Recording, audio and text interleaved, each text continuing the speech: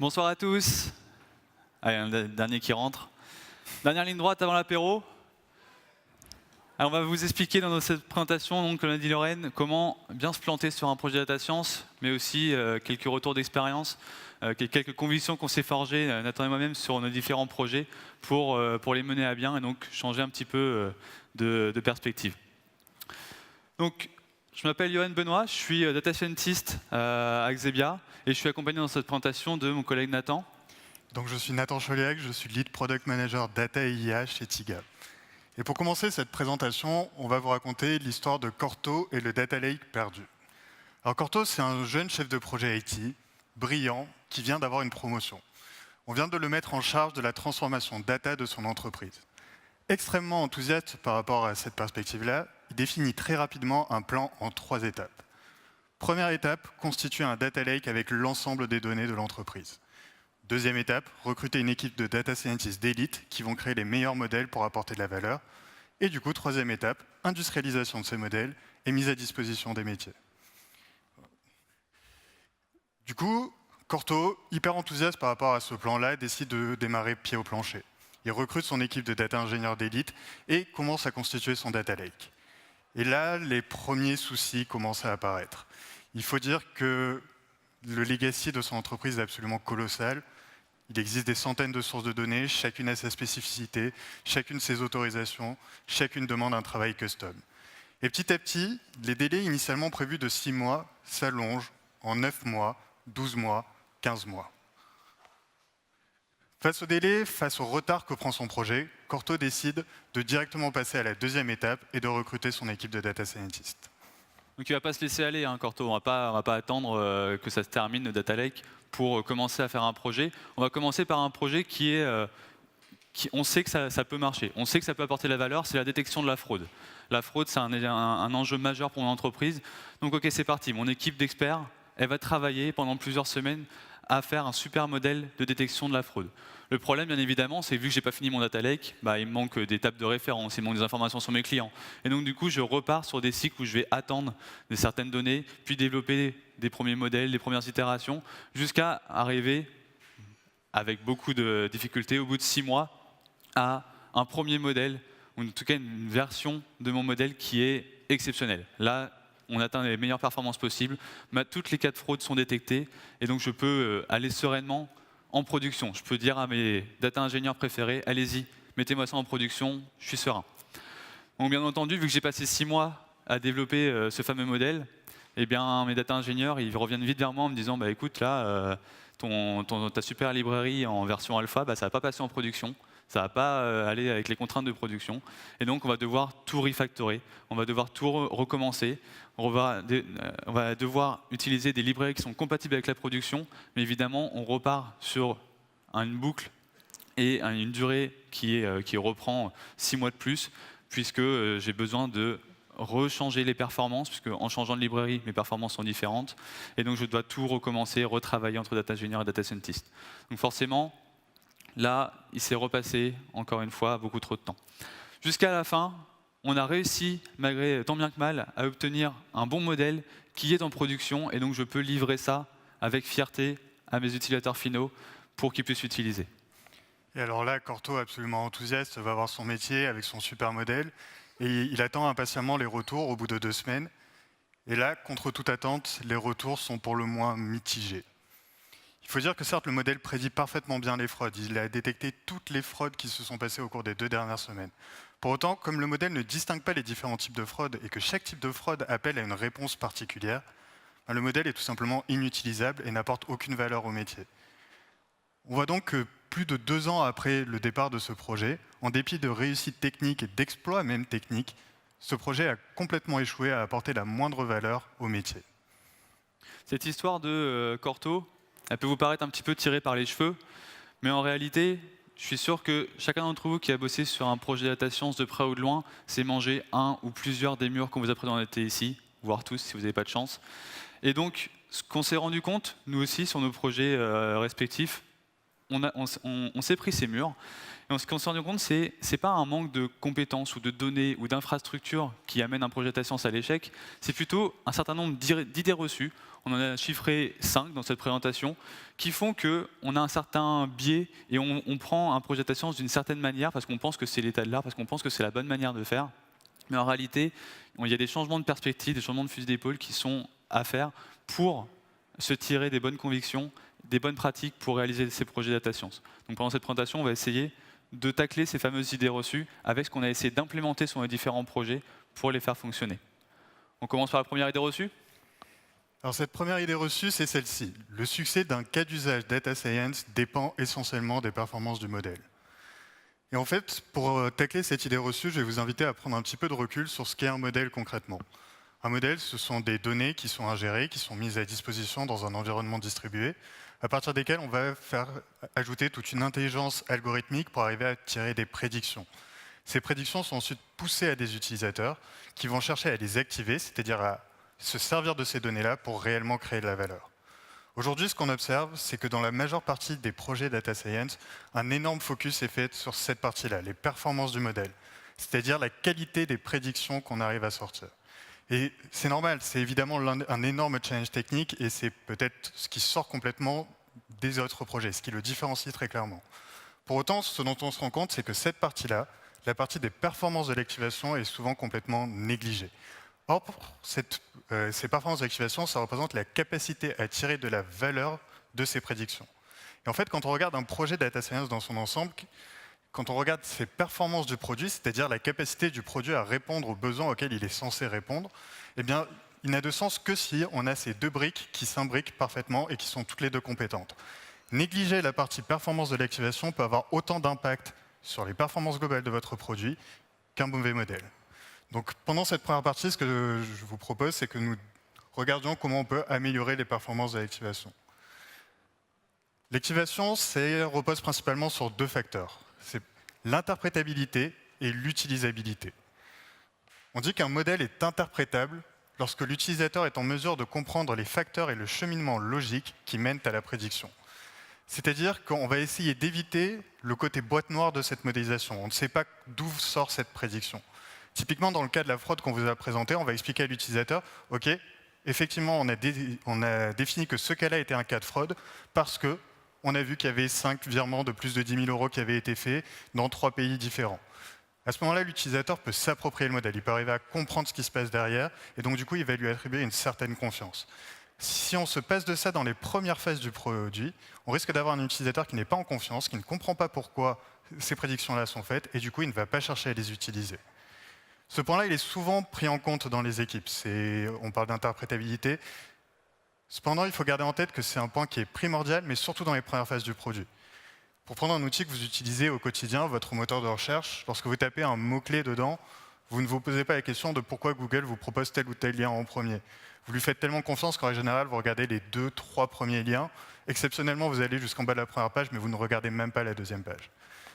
Pourquoi? Parce que vous avez atteint un certain niveau de confiance en Google, vous n'avez pas besoin d'avoir de détails de comment il vous a décrit ceci, comment il vous a remonté ces résultats. En revanche, l'utilisabilité, elle, reste primordiale sur l'ensemble de la durée de vie de votre produit. L'utilisabilité, c'est le degré selon lequel un produit peut être utilisé pour atteindre un but défini avec efficacité, efficience et satisfaction. Et alors pour garantir cette utilisabilité, ce qu'on va faire, c'est par rapport au schéma qu'on vous a présenté avec les performances du modèle et les performances de l'activation, on va partir du principe que les performances du modèle seront parfaites. On va partir du principe qu'on va arriver à craquer le problème à un moment ou à un autre. Et ce qu'on va faire, c'est qu'on va prototyper l'interface, la manière de présenter les résultats à l'utilisateur, et on va essayer de s'assurer qu'il respecte cet acronyme-là, l'acronyme IPAP. C'est-à-dire que les résultats doivent être intuitifs, c'est-à-dire que l'utilisateur comprend parfaitement l'information qu'on lui remonte et elle n'est pas soumise à interprétation, il n'y a pas de risque de biais d'interprétation. Elles doivent être pratiques, c'est-à-dire que si votre utilisateur a besoin d'aller chercher un identifiant dans un premier outil, de le croiser avec une information d'un 12e outil pour ensuite appliquer les prédictions dans un 4e, vous avez déjà perdu. Vous avez déjà perdu parce que vous augmentez le risque d'erreur, vous augmentez le risque que votre utilisateur finisse par se détacher de l'outil et donc du coup de ne pas arriver à tirer toute la valeur de votre modélisation. Enfin, il faut que l'information qu'on lui remonte, elle soit actionnable, c'est-à-dire qu'il soit capable de traduire cette information-là en actions concrètes, de la manière dont ça va diriger ses choix et ses actions dans le futur par rapport aux problèmes identifiés. Le dernier point, c'est que ça doit être personnalisé. L'idée, c'est de se dire que si l'information clé pour l'utilisateur est noyée dans un amas d'informations qui ne le concernent pas, qui ne sont pas relatives à son problème, alors encore une fois, vous augmentez le risque d'erreur, le risque de mauvaise interprétation et de baisse de performance de l'utilisabilité. Donc, voilà, donc dans cette première partie, on s'est beaucoup focalisé sur la partie droite de notre schéma de tout à l'heure. Cependant, effectivement, on ne peut pas se détacher de bonnes performances du modèle pour avoir un produit data science performant. Et donc, c'est ce point-là qu'on va commencer à regarder. Donc on en arrive à notre idée reçue numéro 2, qui est que finalement, pour s'assurer de la faisabilité technique d'un projet data science, il faut réaliser un POC qui atteint toutes les performances que je souhaite avoir pour mon produit final. Ça, c'est ce qu'on essaye de faire quand on essaye de faire un POC qui répond à tout. Quand on veut faire un POC qui répond à tout, on répond globalement à 2 objectifs principaux. D'une, je vais avoir levé toutes les incertitudes possibles qui tournent autour de mon projet. Avant même de penser à une mise en production, je vais avoir levé tous les doutes possibles. Et en plus, je vais avoir un modèle qui atteint les performances cibles pour mon produit fini. Je vais avoir un modèle de fraude qui me détecte tous les cas de fraude avant de déployer ça en production. Forcément, si j'essaye de faire tout ça, il y a énormément de points techniques à relever et ça prend énormément de temps. On arrive sur des POC qui vont durer environ 6 mois. On est tous passés par là. Si on essaie de changer un peu de perspective et on essaie de redéfinir c'est quoi les objectifs d'un POC, qu'est-ce que j'essaie de mesurer? En fait, il y a 2 choses. J'essaie de mesurer quoi? D'abord, de lever les hypothèses les plus critiques qui impliqueraient un échec de mon projet. Les hypothèses les plus critiques, c'est quoi? C'est est-ce que la donnée est présente? Est-ce que la donnée est de qualité? Et est-ce que je suis capable d'avoir une première idée de modélisation et une première idée des performances que je pourrais atteindre? Pas besoin d'aller plus loin. Et deuxièmement, c'est que j'essaie de valider la faisabilité technique de mon projet. La faisabilité technique. Je ne cherche pas ici à avoir un modèle final que je peux déployer. Une fois que je me suis assuré que c'est faisable techniquement et que j'ai tout à ma disposition, je peux partir en production. Et pour faire ça, je n'ai pas besoin de plus que 2 semaines. 2 semaines, ça paraît court, mais en fait, si je vais au-delà de ça, qu'est-ce que je vais faire? Je vais essayer de faire un modèle plus complexe. Mais si j'ai déjà fait une première version de modélisation qui apporte une baseline qui est intéressante, il n'y a pas de risque à apprendre un autre modèle pour améliorer ses performances. Je ne peux que les améliorer. Si je cherche à ajouter une nouvelle source de données, dans la mesure où dans mes 2 semaines, j'ai testé les sources les plus critiques, le fait d'en rajouter ne va pas être une source d'échec de mon projet. Ça ne peut qu'améliorer ses performances. Et pareil, quand je veux rajouter une caractéristique à mon modèle, dans la mesure où dans mes 2 semaines, j'ai fait celles qui sont les plus classiques et les plus critiques, le fait d'en rajouter ne peut que m'aider à l'améliorer. Donc, au-delà de ces 2 semaines, je commence à vouloir répondre à trop de problèmes. Et donc, je vais avoir des problèmes dans la mise en production. Ça va prendre plus de temps. Donc, en gros, on passe d'une idée de POC, qui a une connotation un petit peu négative d'une durée longue, à une notion de prototype. Un prototype, c'est 2 semaines, pas plus. Il y a des avantages à ça, à réduire drastiquement la durée d'un POC. Globalement, on va parler de favoriser le fail fast. Je vais, en 2 semaines, tacler les hypothèses les plus critiques de mon projet. Et en gros, j'ai investi 2 semaines de mon temps. Investir 2 semaines de mon temps, c'est quand même beaucoup plus sympa que d'investir 6 mois et de se rendre compte que je me suis planté et que ça ne vaut pas le coup d'investir sur le projet. Donc l'idée, c'est d'être capable d'itérer plus rapidement, d'échouer s'il le faut, mais dans une durée très courte. L'autre point, c'est de limiter drastiquement la durée de développement qui est en dehors des contraintes de production. Comme on l'a dit, un POC, je ne vais pas me mettre dans les contraintes de production, mais mon but, c'est de valider que c'est faisable techniquement. Et après, de passer en production. En limitant à 2 semaines cette durée où je ne vais pas être dans les contraintes de mes amis data ingénieurs de la production, du coup, je vais restreindre autant ce risque d'avoir un temps conséquent pour mettre en production ce projet. Et enfin, la dernière idée, c'est d'éviter les effets tunnels. En effet, si j'attends 6 mois avant de mettre entre les mains de l'utilisateur final une première idée de version, forcément, la prise en compte de feedback et l'amélioration va prendre du temps. Là, au bout de 2 semaines, je mets directement entre les mains de l'utilisateur final des premières idées et il peut me donner un feedback directement là-dessus. Donc, qu'est-ce qui va se passer après ce fameux prototypage de 2 semaines? Globalement, si cette période elle est concluante, si j'ai levé toutes les hypothèses les plus critiques de mon projet, donc j'ai validé qu'à la fois il y a un potentiel business et en plus c'est faisable techniquement, je pars en production. Je ne vais pas m'amuser à tester sur n'importe quels outils des nouvelles versions de modèles. Je passe directement dans les contraintes de production en mode projet pour réaliser mon produit. L'autre cas de figure, c'est si ce n'est pas concluant, mais pendant cette période de prototypage, on a eu d'autres hypothèses qui ont émergé. Là, c'est un changement complet de fusil d'épaule, une réorientation complète du projet, et on peut se permettre de faire une deuxième phase de prototypage. Mais on ne va pas aller plus loin que ça. Et donc, l'autre cas de figure, bien sûr, c'est quand ce n'est pas concluant, et du coup, on décide de faire un no-go sur le projet, et il valait mieux se rendre compte au bout de 2 semaines qu'au bout de 6 mois. Donc une fois que mon prototype il est validé, une fois que j'ai validé la faisabilité technique et que j'ai levé les principales incertitudes, celles qui peuvent faire échouer mon projet, eh ben, je vais partir en production. Pour faire ça, on a monté une équipe de data scientists triés sur le volet pour faire des super modèles et une équipe de data ingénieurs qui, eux, vont être chargés de leur mise en production. On en arrive sur notre idée reçue numéro 3, bien évidemment. Oui. Et notre idée reçue numéro 3, c'est celle-ci. C'est de penser que la meilleure organisation possible, c'est d'avoir 2 équipes séparées de data scientists et de data ingénieurs. Alors, cette idée reçue-là, elle a un fondement. Hein. Il faut dire que data scientists et data ingénieurs sont 2 profils qui sont complètement différents. D'un côté, on a des passionnés de mathématiques, de statistiques, qui vont chercher des patterns dans les données pour arriver à créer des modélisations, alors que de l'autre, on va avoir plutôt des personnes issues du monde du développement back-end, qui maîtrisent parfaitement les règles de mise en production, de code de qualité, etc. Et entre elles, en fait, entre cette partie-là un peu expérimentale et cette partie-là très carrée de la mise en production, il y a un mur de l'incompréhension. Le changement de perspective qu'on vous invite à avoir, c'est d'arrêter de considérer ces profils-là comme justement séparés par un mur de l'incompréhension, mais plutôt comme des nuances d'un même profil. C'est-à-dire qu'on a effectivement dans ces profils-là, à l'extrême, un data scientist qui va avoir un doctorat en mathématiques, et à l'autre extrême, vraiment un pur développeur back-end. Mais entre ces deux extrêmes-là, il existe toute une nuance de profil, avec des data scientists qui ont une certaine appétence pour la qualité de code, des data ingénieurs qui ont une certaine expérience dans tout ce qui va être industrialisation de modèles, et au centre, le machine learning engineer qui pique un petit peu des 2 compétences, qui maîtrise une partie de la data science et une partie du data engineering. Alors pendant très longtemps, ce qu'on a cherché à constituer pour notre Dream Team de Data Science, c'est ça. C'est une équipe de Machine Learning Engineers, de moutons à 5 pattes qui maîtrisent parfaitement à la fois tout le Data Engineering et toute la Data Science. Assez rapidement, on s'est rendu compte que ce profil-là n'existe pas et que globalement, on ne peut pas avoir ces expertises-là poussées à l'extrême.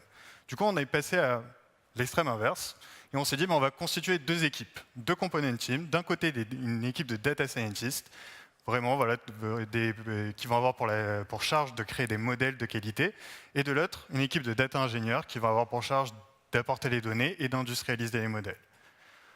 Alors qu'en fait, ce que l'expérience a révélé, c'est que l'équipe idéale, elle ressemble plutôt à ça. Elle ressemble à ça, c'est-à-dire que l'ensemble des types de profils de mon nuancier sont présents au sein de l'équipe. Pourquoi c'est extrêmement performant comme équipe? Déjà parce que quel que soit le problème qu'on va rencontrer sur notre produit, on aura un expert qui sera capable de l'attaquer. Et pas seulement un, mais on pourra même créer des binômes, voire des trinômes, pour attaquer ce problème spécifique. Mais en plus, le fait d'avoir tous ces profils intermédiaires-là va permettre de faciliter la communication, de créer des ponts entre ces mondes-là, pour arriver à faire en sorte que petit à petit, notre équipe parle le même langage, échange sur les mêmes sujets et ne soit plus attaché à rendre son petit composant performant, mais bien à avoir des performances globales. Et donc du coup, notre équipe idéale, elle ressemble à ça, c'est-à-dire avec un product owner et 5-6 personnes qui représentent l'ensemble du nuancier de nos profils data. En fonction des contraintes de votre projet, on peut éventuellement rajouter quelques autres profils, comme des DataOps, c'est-à-dire l'équivalent de DevOps, mais dans le monde data, des responsables sécurité ou encore des développeurs front-end, si effectivement l'interface graphique est absolument centrale dans la performance de votre produit. Et en fait, en créant une équipe comme ça, on change complètement de perspective. Effectivement, on n'est plus sur des composants, on est vraiment attaché à la valeur, on développe uniquement orienté valeur utilisateur. On ne va plus chercher à juste créer des petits composants. Non, tout le monde a la responsabilité globale de créer un modèle qui doit aller en production, un modèle qui doit être performant et qui doit aller en production. On a énormément de très bonnes pratiques qui se mettent en place quand on crée ce genre d'équipe. On peut avoir du pair programming et des pair review croisés entre data scientist et data ingénieur, ce qui permet une montée en compétences globales et encore une fois le développement d'un langage commun. Et enfin, le dernier changement de perspective, c'est celui-ci. C'est qu'une story, elle n'est terminée que quand elle est en production, et qu'elle apporte de la valeur à l'utilisateur. C'est-à-dire qu'on arrête de partir du principe que d'avoir un bon modèle, ça, la fin d'une story, c'est la fin d'une étape. Non, ça n'en est pas une. Ce qui apporte de la valeur, c'est d'avoir quelque chose en production qui est utilisé par l'utilisateur. Avec du coup cette organisation-là, qu'est-ce qu'on observe? On observe que globalement, on a un delivery qui est beaucoup plus rapide, puisque dès le départ, les contraintes de mise en production sont prises en compte. On a un produit sur lequel on est capable d'itérer beaucoup plus rapidement, et surtout qui est capable d'apporter beaucoup plus de valeur à l'utilisateur. Pendant que je vous ai fait cette présentation, vous êtes peut-être dit qu'en appliquant les contraintes de production à nos data scientists dès le départ, on pouvait peut-être un petit peu leur imposer un carcan qui pourrait ralentir leur exploration. Et on en arrive donc à la quatrième idée reçue. La quatrième idée reçue, du coup, c'est de se dire que le fait d'ajouter des contraintes de travail en production, de mise en production, peut faire perdre du temps à ce qui est inhérent à un projet de data science, qui est l'exploration, l'amélioration et l'innovation. Forcément, si je passe énormément de temps à industrialiser chacune des explorations que j'ai fait dans mon projet et que je ne peux rien faire entre-temps, il y a un gap qui se crée et l'utilisateur final, le client final va se dire bah, il ne se passe rien, j'ai vu de l'innovation pendant l'exploration et là vous mettez ça en production, moi je vois aucune amélioration. Et les data scientists vont se dire bah voilà, on met beaucoup de temps à mettre ça en production, moi pendant ce temps-là j'ai pas le temps de travailler sur mon cœur de métier, l'amélioration du modèle et les explorations de mes données. On va parler à ce niveau-là de ce qu'on appelle l'usine logicielle data science. Et si elle est mal faite, on tombe dans ce type de carcan. On tombe dans un problème où dès que j'ai terminé une amélioration de mon modèle, une nouvelle feature à intégrer, la mise en production prend du temps et il y a énormément de contraintes qui se rajoutent au fur et à mesure. On va du coup se poser la question de c'est quoi une bonne usine logicielle data science. Je vous propose ce type de définition. Une usine logicielle data science, c'est quelque chose qui doit permettre de faire une mise en production rapide pour toute l'équipe, mais qui doit permettre de favoriser l'exploration et l'innovation au fur et à mesure du projet. Donc en fait, pour réaliser cette définition, on a besoin de deux choses qui, a priori, paraissent antagonistes. La première chose, c'est la robustesse de toute usine logicielle, qui est faite avec les bonnes pratiques de code, la qualité sans compromis, donc pour favoriser un déploiement en production qui soit stable et robuste. Mais en plus de ça, je dois avoir une certaine souplesse pour faciliter l'exploration et l'innovation, quelque chose qui est indispensable en data science.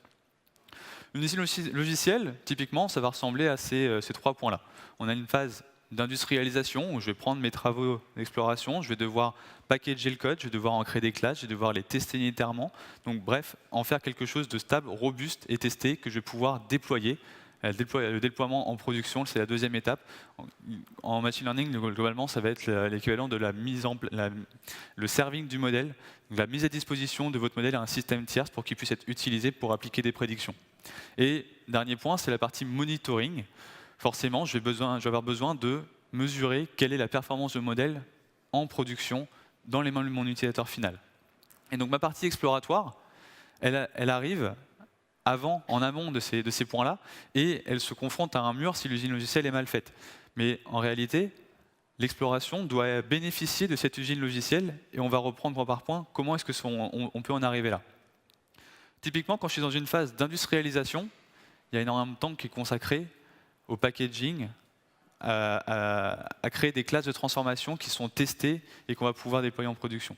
Les équipes de data science performantes en sont arrivés à se créer des librairies internes, typiquement avec l'ensemble des méthodes, l'ensemble des fonctions de visualisation qui sont spécifiques à leur métier, à leurs données, pour qu'ils puissent être utilisés par tous les membres de l'équipe et favoriser la communication d'un data scientist à un autre, par exemple. Et donc, c'est beaucoup plus pratique d'utiliser une librairie qu'on s'est créée en interne, qui a été testée, que je vais pouvoir utiliser de manière conjointe entre tous les data scientists, que de réutiliser le même code jetable à chaque exploration que je fais dans mon coin. Et autre chose, quand on a commencé à industrialiser le projet dans des premières versions du produit, on va pouvoir se resservir de ces classes de transformation, typiquement le feature engineering, comme d'un package, comme n'importe quel package, comme scikit-learn, TensorFlow, que je vais pouvoir utiliser dans mon notebook. Donc l'idée, c'est pas de repartir sur mes notebooks d'exploration avec mon code jetable que je fais tout seul à la main. Je vais repartir avec une version du package de mon projet comme point de départ et pouvoir me concentrer uniquement sur l'incrément de valeur que je vais vouloir mettre en place, donc la nouvelle feature que je vais vouloir intégrer ou le nouveau modèle. L'autre point, c'est quand on va parler de déploiement, de mise en production. le serving du modèle doit être pensé dès le départ et pas une fois qu'on commence à mettre en production. Typiquement, on va devoir se poser la question, est-ce que mon modèle va être utilisé en batch, en streaming, à la demande? Il va aller mieux se poser la question dès le départ que mon modèle va être utilisé en streaming à la volée dès que je vais recevoir de la donnée. Puisque si je me suis amusé dans la phase exploratoire à faire un random forest de 10 000 arbres qui passe 45 secondes à être chargé en mémoire, autant vous dire que ça ne va pas me servir grand-chose dans la partie mise en production. Si vous avez assisté au slot sur MLflow, vous avez dû entendre parler du modèle repository. L'idée, c'est que dans les premières phases d'exploration, j'ai un modèle, deux modèles, trois modèles que je vais pouvoir comparer pour les sélectionner et prendre le meilleur. Mais quand je commence à avoir une dizaine, une vingtaine, une cinquantaine d'expériences, une cinquantaine de modèles, de versions qui ont été mis en production au fur et à mesure, comment est-ce que j'arrive à savoir que dans ma phase exploratoire, je suis en train de travailler sur une bonne amélioration du modèle? Comment est-ce que je peux comparer par rapport à d'autres modèles qui sont entraînés sur d'autres données, sur d'autres features? Je ne peux pas. Sauf si j'arrive à bien versionner, bien documenter mes modèles et donc mettre en place ce modèle repository où là, dès que je fais une nouvelle expérience dans mon projet, je peux la comparer à des choses qui ont été mises en production et je peux comparer l'ensemble des métriques que je me suis définies à l'avance. Et le tout va me permettre de relancer chaque expérience qui a été faite 3 semaines, 3 mois auparavant pour pouvoir vraiment les comparer les unes après les autres. Et dernier point, c'est la partie monitoring. Ça peut paraître être quelque chose d'uniquement technique, de monitoring de log, mais finalement, on va mesurer quoi? On va mesurer la performance du modèle, à la fois globale, mais aussi locale. Ça veut dire qu'on va la mesurer sur certains segments de la population ou sur certains ranges de dates, par exemple. Si c'est bien fait, ça va vous permettre d'identifier que vous avez eu un drop de performance sur un jour donné et vous rendre compte très rapidement que vous n'avez juste pas intégré la feature jour férié dans votre modèle et qu'il va falloir prioriser ça dans votre prochain sprint. Donc le monitoring, au même prix qu'un feedback d'utilisateur, doit vous permettre de prioriser vos prochains développements en phase exploratoire. Et le dernier point, c'est monitorer la qualité de vos données et de vos features, puisque l'idée, c'est de contrôler chacune des étapes de votre chaîne de traitement, de l'ingestion de données, jusqu'à la mise à disposition des prédictions, pour vous assurer qu'il n'y ait pas d'écart à quelque endroit que ce soit. Donc chacun des points de l'usine logicielle data science, même s'il faut peut-être un certain temps pour le mettre en place au départ, doit desservir à la fois la robustesse, mais aussi les prochaines phases exploratoires pour les accélérer et non pas les restreindre. Tout ça, c'est bien gentil, mais on arrive encore et toujours à une dernière idée reçue que va nous exposer Nathan. Donc la cinquième idée reçue, c'est celle-ci. C'est que le sujet sur lequel on cherche à travailler est tellement critique qu'on ne peut pas utiliser le produit en conditions réelles si les performances cibles ne sont pas atteintes. Cette crainte-là, elle est légitime. Après tout, globalement, si on décide de se lancer dans un projet data science ou IA, c'est qu'il y a un enjeu colossal. Et donc, du coup, on peut se dire que tant qu'on n'a pas atteint les performances vraiment idéales, il est dangereux de chercher à mettre ça en production et surtout de chercher à le tester en conditions réelles. Derrière cette idée reçue-là, en fait, il y a deux questions qui apparaissent. La première, c'est comment faire un MVP en data science, c'est-à-dire comment faire une version minimale qu'on va être capable de développer rapidement de notre produit, qui peut déjà apporter de la valeur et déjà être utilisé en conditions réelles. Et ensuite, comment tester en conditions réelles lorsque la solution et le problème sont critiques. Alors, avant de rentrer dans le détail du MVP en data science, juste une petite distinction entre le prototype que Johan a présenté un petit peu plus tôt et le MVP. Le prototype, le principe, c'est qu'il est vraiment fait en amont du projet. Il est juste là pour vérifier les hypothèses les plus critiques. D'accord ? On est sur du code jetable. L'idée, c'est pas que ce soit robuste, c'est juste de s'assurer des plus gros risques. Le MVP, lui, à l'inverse, c'est la première brique du produit cible. C'est les fondations de votre produit. Donc, il va falloir que ce soit robuste et de qualité. Le prototype, il va uniquement se focaliser sur les étapes critiques, d'accord ? Celles sur lesquelles on va vraiment chercher à lever des hypothèses. Alors que le MVP, lui, propose un parcours simple mais complet. Donc, voilà, donc le prototype, on a des petits bouts qui ne seront pas connectés entre eux. Le MVP, lui, propose un parcours complet qu'on va enrichir au fur et à mesure des versions futures. Du coup, vraiment, la grosse distinction qui arrive, c'est celle-ci, c'est qu'un prototype n'est pas utilisable en conditions réelles, alors que le MVP est non seulement utilisable, mais est utilisé en conditions réelles. Dans tous les cas, ces deux éléments-là rejoignent la même philosophie globale, qui est de permettre de vérifier les hypothèses en récupérant des retours utilisateurs. Donc, revenons un petit peu à notre histoire de Corto tout à l'heure et l'approche qu'il a adoptée. Quelle était-elle ? Elle était de faire chaque étape complètement avant de passer à la suivante. D'abord de gérer l'ingestion complète des données, ensuite de tester tout un tas de modélisations de la plus simple à la plus complexe, avant de se préoccuper de l'activation, c'est-à-dire de l'utilisation par nos utilisateurs. L'approche MVP, elle prend complètement le contre-pied de ça. L'idée, ça va plutôt être de dire qu'en première étape, ce qu'on va faire, c'est qu'on va essayer de faire une chaîne de bout en bout. Comment on va arriver à faire ça pour faire en sorte que ce soit que ce soit mis en production et utilisé en seulement 1 mois et demi. Déjà, au niveau de l'ingestion des données, on ne va pas chercher à gérer la totalité des données, mais on va juste en choisir une ou deux qui sont réellement critiques, nécessaires pour la réalisation de notre produit. Au niveau de la modélisation, on va se contenter d'une modélisation naïve, c'est-à-dire basée sur des règles métiers, avec des opérateurs mathématiques simples, des minimums, des maximums, des moyennes. Grand maximum, on peut essayer de faire quelques modèles de machine learning, mais vraiment très simples, sur étagère, qu'on va pouvoir déployer en production très rapidement. Et en revanche, dès le départ, donc dès ce mois et demi, on va chercher à activer, c'est-à-dire à apporter ces résultats à l'utilisateur et lui demander de les utiliser en conditions réelles. Grâce à ça, on va être capable de récupérer des feedbacks qualitatifs de notre utilisateur qui va pouvoir nous orienter, justement nous expliquer que l'élément qu'on remonte n'est pas celui qu'il fallait ou que la qualité n'est pas suffisante, mais aussi des feedbacks quantitatifs sur les performances de notre produit en général. Et grâce à tout ça, on va pouvoir prioriser les étapes successives. On pourra rajouter des données, améliorer notre modèle ou une sous-partie de notre modèle, améliorer l'activation. En tout cas, ce qui est important ici, c'est vraiment qu'on va à chaque fois se focaliser sur les éléments qui apportent le plus de valeur et éviter à tout prix de faire des développements inutiles. On en arrive du coup à notre point vraiment central qui est ce test en conditions critiques. Comment je fais quand je ne peux pas me permettre d'avoir des mauvaises performances? Eh bien, dans ces cas-là, il y a deux solutions qu'on aimerait vous proposer. La première, ça consiste à restreindre le périmètre. Admettons que vous cherchez à prédire les ventes de tous les produits et de tous les magasins d'une chaîne de supermarchés. On parle de centaines de magasins, de centaines de produits, c'est donc un problème qui est extrêmement complexe. Dès le départ du MVP, on va effectivement essayer de faire des prédictions sur l'ensemble de ces magasins et de ces produits. En revanche, notre test, c'est-à-dire ceux sur quoi on va activer réellement en conditions réelles, on va le réduire au maximum. On va le réduire à certains magasins ou à certains produits. L'idée, c'est de faire en sorte que le périmètre soit tellement petit qu'on arrive quand même à récupérer des informations, mais que l'impact de nos mauvaises prédictions soit relativement limité. Comment on définit ces périmètres tests? En fait, il y a 3 méthodes. Il y en a une qui est idéale, ça consiste à prendre un échantillon représentatif. Typiquement, si on part sur des magasins, on ne va pas prendre tous les magasins d'une même ville, on va plutôt essayer de prendre une dizaine de magasins un peu partout en France. De cette manière-là, on a vraiment une bonne vision. La deuxième option, quand ça ce n'est pas possible, c'est de se concentrer sur les mauvaises performances de la solution actuelle. Admettons que nos magasins n'arrivent pas à prédire leur vente de carottes, il y a un énorme gâchis qui est fait par rapport à ça. Nous, notre modèle, il est certes pas parfait, mais il apporte déjà un incrément de valeur. La troisième, elle est globalement déconseillée, ça consiste à se focaliser sur les magasins ou les produits où notre modèle est particulièrement performant. Dans ce cas-là, le risque qu'on voit apparaître, donc ce qui est bien, c'est qu'on apporte effectivement de la valeur très rapidement, mais le risque qu'on va apparaître, c'est qu'on risque de surspécialiser notre modèle sur ces éléments-là où il est déjà performant, et donc du coup potentiellement passer à côté d'une complexité plus générale. La deuxième solution, c'est de garder une activation manuelle. Alors je ne pense pas que vous voyez d'ici, mais là on est dans le cadre d'un chatbot.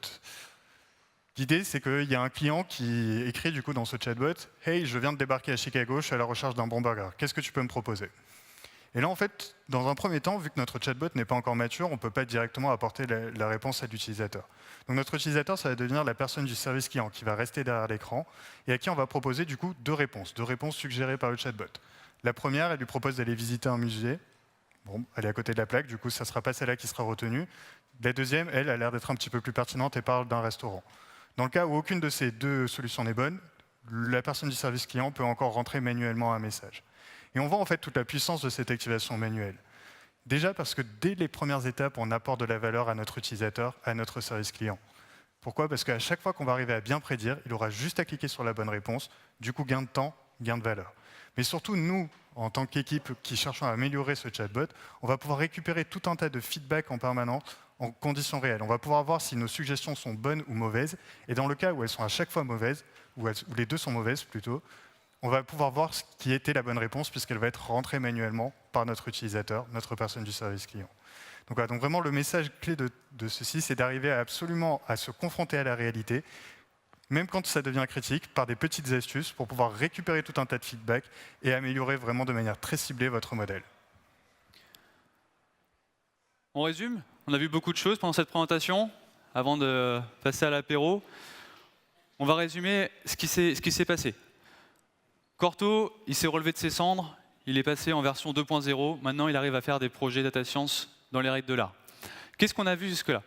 On a vu qu'il y avait besoin de se focaliser essentiellement sur l'activation de mon produit dès le départ.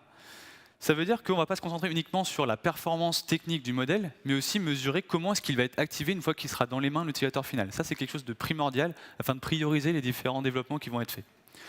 On va passer ensuite sur une phase de prototypage qui va durer pas plus de 2 semaines. 2 semaines, ça nous laisse le temps de lever les hypothèses les plus critiques de notre projet qui pourraient l'amener à un échec. Au-delà de ça, je n'ai pas besoin d'aller plus loin puisque je commence à avoir des développements trop complexes, à avoir des risques par rapport à la mise en production. Une fois que mon prototype il est validé, je vais déployer une équipe qui va être une product team multi-compétences qui va avoir la responsabilité de l'entièreté du produit et non pas uniquement de la partie technique, pas uniquement du modèle. Le modèle machine learning, ce n'est pas une fin en soi, c'est le produit complet, une fois qu'il est dans les mains de l'utilisateur, qui va être l'ensemble de la responsabilité de l'équipe. Pour ça, on va se mettre en place ce qu'on appelle une usine logicielle data science qui doit être suffisamment robuste pour pousser en production de manière de la bonne manière, de manière souple, mais suffisamment souple pour favoriser les explorations dans mes prochaines itérations. On avait ensuite une notion de MVP. On ne va pas attendre d'avoir développé tout le produit avant de le mettre dans les mains de l'utilisateur final. On va développer une première version, un premier segment qui va contenir la totalité de ma chaîne de traitement de l'ingestion de la donnée jusqu'à la mise à disposition des prédictions, jusqu'au déploiement de mon produit dans les mains de l'utilisateur. Et ça va me permettre directement d'avoir du feedback de ce dernier. Et dans un horizon de 10 semaines, j'ai directement des premières idées sur comment est perçu mon produit par l'utilisateur. Et à la fin, on est dans une boucle d'amélioration continue sous forme de sprint où je peux prioriser mes développements en fonction des retours, des feedbacks utilisateurs que j'ai et du monitoring des performances que j'ai obtenues. Et donc, le projet va pouvoir continuer. Il va s'arrêter à quel moment ? C'est à vous de le définir. En gros, tant qu'il y a des incréments de valeur sur lesquels on peut investir, tant mieux, on peut continuer. Si on se rend compte que l'effort de développement à mettre en place est trop important par rapport aux petits incréments de valeur que j'ai et que j'ai une version qui puisse me satisfaire, on peut s'arrêter là et passer à un autre projet. Donc voici un peu les différentes idées qu'on a voulu vous proposer, les convictions qu'on s'est forgées sur les différents projets, en espérant que ça peut vous servir sur les vôtres. On vous remercie et attendons vos questions.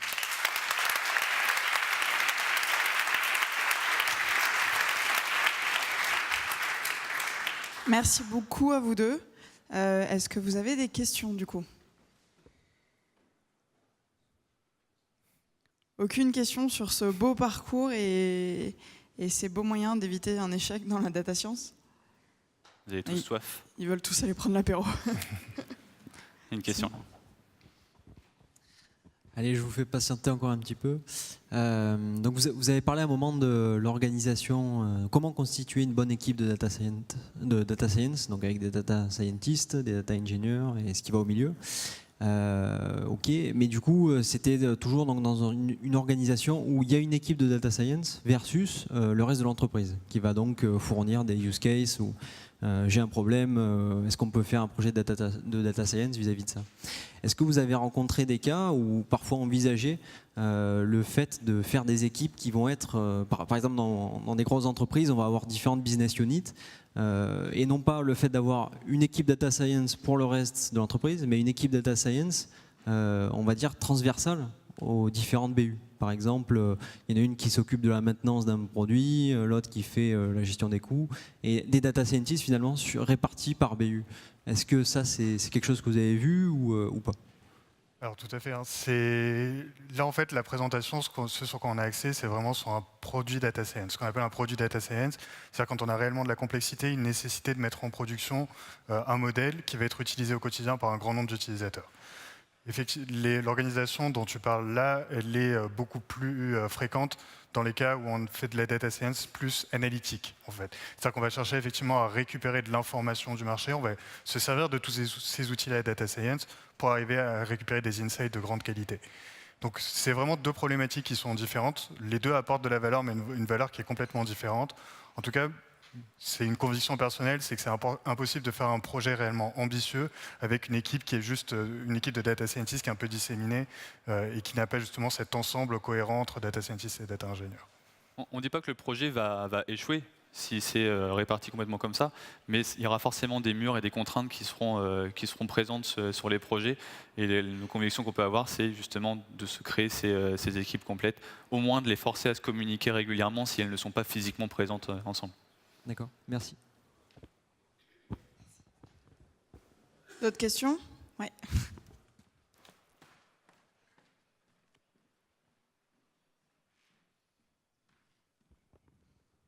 Bonsoir, merci pour la présentation.